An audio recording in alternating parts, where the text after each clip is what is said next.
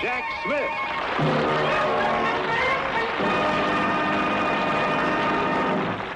Well, hi there. Nice to have you with us. Say, like to visit some real live movie stars? All it takes is a flip of the switch. This is the home of Jim Donaldson, an old friend of our show in Tarzana, California. Behind that house lives a whole movie colony. The strangest assortment of actors you can possibly imagine. Our request from Alfred Mail of Malta, Ohio. This clipping he sent us tells us how whenever a Hollywood film company needs a wild animal, insect, bird, or reptile, no matter how rare, they send naturalist Jim Donaldson out to find it. He brings them back from all over the world. Now, Alfred wants this animal impresario to show us some of his strange movie and TV performers. Jim's there waiting for us. Hi, Jim. Hello, Jack. It's nice to have you here. Who's your little friend? This is Simmy, a little weeper monkey that I brought back from the jungles of Brazil. This little fellow is quite a movie star. Well, what pictures has he played in? Recently, he had the role of a matador in Warner's The Miracle. Also, you've probably seen him in Jim Bowie. That's a cute little guy. Can you smile for Jack, Simmy? Come on, give him a good smile. Right into camera. Come on, smile. He's a pretty good actor. Uh-huh. He sure is. Say, tell me, what sort of creatures are in greatest demand? I think animals for science fiction and horror films are keep us the busiest. Lizards make good doubles for prehistoric monsters. These like to live in old hollow logs. And now I have this one, which I recently caught in the jungles of Mexico. This is the green iguana. And with a dorsal fin on, he makes a real good prehistoric lizard. We recently used him in the picture Land Unknown. Now, we have this one, which is a very famous lizard, and he recently played in the film Gila Monster down in Texas.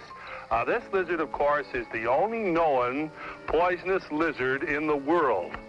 Jim, I understand that you actually have to tame those creatures before they appear before the camera. Can you tell us how you do it? Just by handling them, Jack, showing that there's nothing to fear from people.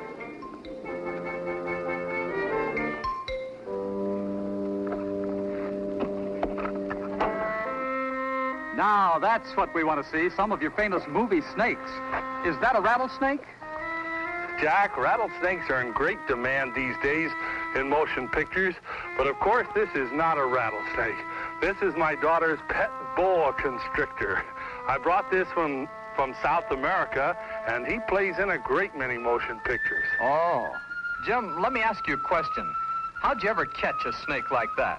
I obtained this one in the jungles of Brazil, Jack, from an old hollow tree. In fact, I had to tear apart the entire tree in order to get the snake out. Get along there, Andy. Come on. Now, Jack, let me show you one of my own personal pets. This is the Mexican indigo snake, a very striking specimen, and we often use this one to double for a cobra. All that we have to do is add a hood, and he becomes a real good-looking cobra. The snake recently played with Shirley Temple. In fact, he's played in quite a few films, as we mentioned, as a cobra. I'd like to show you a lot more of the snakes, Jack, but I think that we better go inside now and see some of the other things. And then here is my indoor menagerie. You never know what you'll see at Jim Donaldson's. I get a lot of calls for black widow spiders, tarantulas too.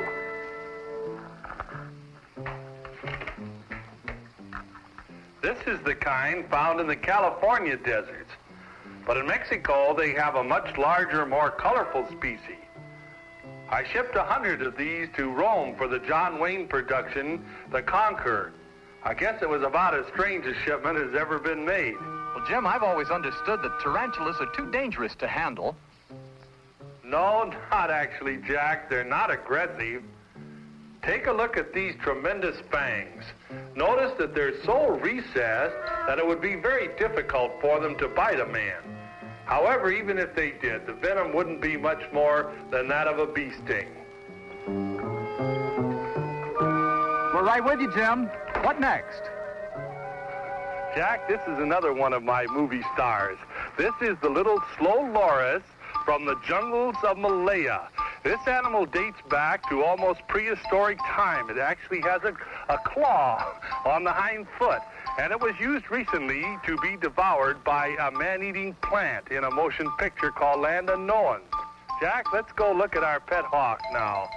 Okay. Hey, that's a beauty.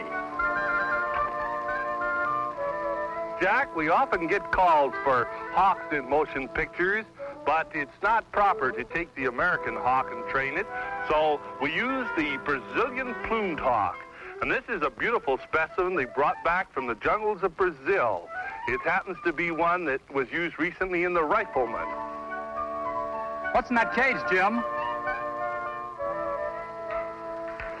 Jack, this is my sulfur-breasted toucan from the jungles of Brazil, and he has a beak almost as long as the rest of his body. You're a little excited, aren't you? However, he's a real character. He's played in the motion picture Min and Bill, in Turnabout, and in quite a few other films recently. Actually, he's a real character actor. I'd like to have you meet our striped skunk, B.O. Plenty. She plays in a great many motion pictures.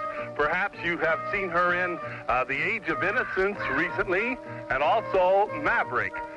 We know that this particular little animal creates a lot of attention whenever she appears on the screen, but fortunately she's deodorized. Come on, B.O., get in there.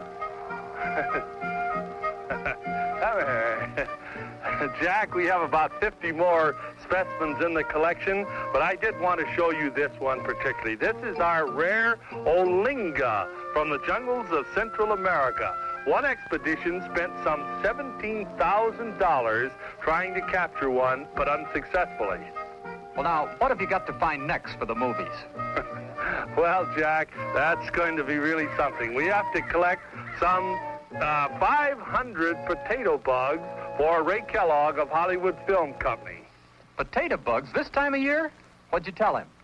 Well, Jack, just like you do. You asked for it.